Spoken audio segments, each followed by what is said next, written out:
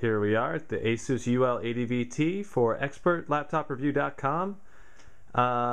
So let's take a look at this notebook, see what it's got inside. Take a look at the internal components, see how well it performs, the battery life, and overall build quality, keyboard, touchpad. Cover all those things in this video. Thanks for tuning in. My name is Brandon Baldwin, and let's begin. First, let's go ahead and take a look at this the box here. And as you can see, it's a fairly nice box. It comes with the Asus 360-202 warranty, which is 2-year global, a 30-day zero bright dot. So if you have any problems with your screen, you can send it in within 30 days and get that fixed. You have two-way free overnight shipping, and a 24/7 technical support. And there's also a 1-year accidental damage protection warranty on this.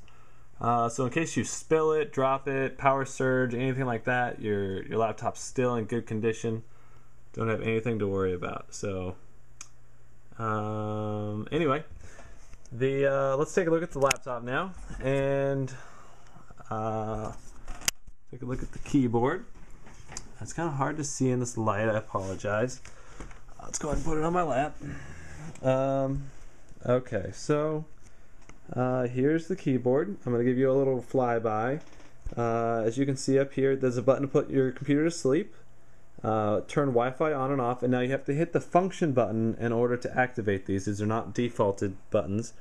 You can adjust the brightness, turn up and down the brightness, put your monitor to an external monitor, turn the touchpad on and off, mute, turn the volume up, down, turn the volume up. And then you have your normal buttons here, scroll pad, delete, dedicated home, page up, page down, and you have the arrow keys here. And notice that they also double as play, pause, stop, fast forward, rewind. And here you can see that it's Core 2 Duo, and it does have a Core 2 Duo. Let's just go and talk about the internal components. It has Core 2 Duo, 1.3 gigahertz, Intel, and it's a CULV7300 is the name of the processor.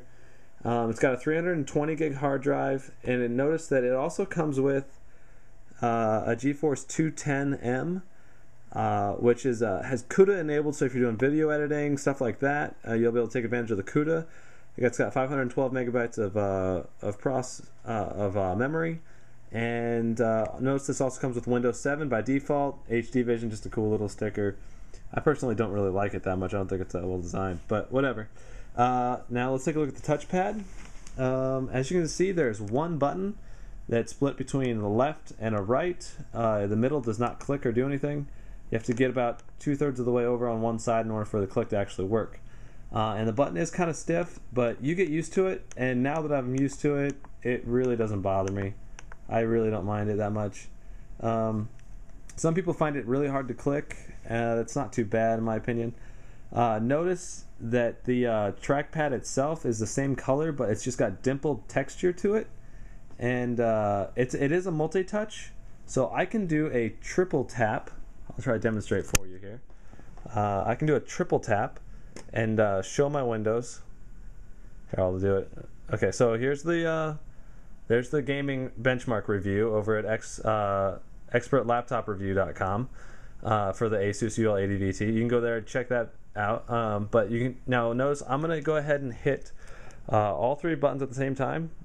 And I usually kind of do a 1, 2, 3 kind of tap, and it brings it minimizes all the windows, and so you show your desktop, and you can adjust what these actions do in the control panel for the mouse.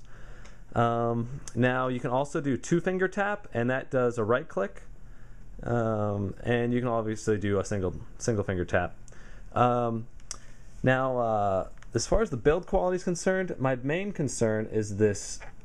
Can you hear that? It creaks really bad, and it's unfortunate because that's probably my only main concern as far as build quality. And I'll actually be sending this laptop in to Asus just for that reason, so that hopefully it can be addressed. Now if you notice, I'm going to try to get a good view here. When I squeeze it, the chassis actually comes out a little bit. and it's got a little flex there.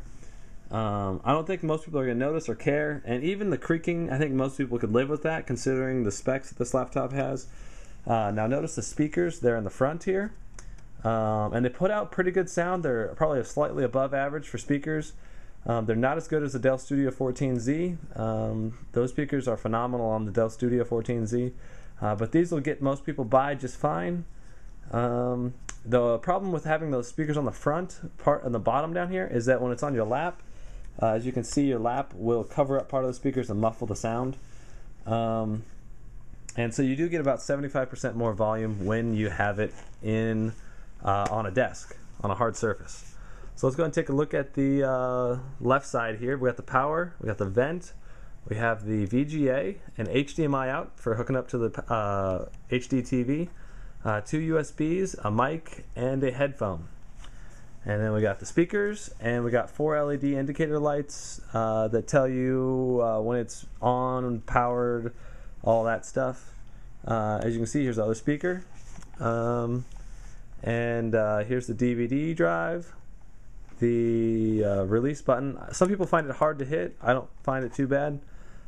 Here's the SD slot, and the USB, and the networking port. Now the overall chassis is 1.1 inch thin. It's supposed to be at its, I don't know if that's at overall or at its thickest point, but at its thickest point, which is right here, the battery sticks up just about 1/4 of an inch, and really I think the laptop itself is less than 1 inch thick. I did measure it, and it's really close. If it's not, it's right at about 1 inch for most of the laptop, but the little pegs and the battery, that's why I think that they went ahead and listed it as being 1.1 inches thick. Now the screen quality, I do have to say that the screen isn't the best, especially for vertical viewing angles.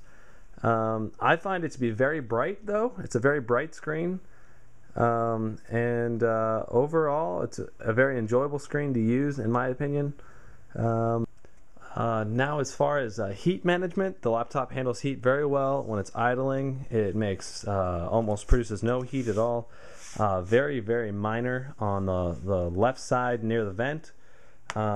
It stays very cool. It's very enjoyable to use on your lap.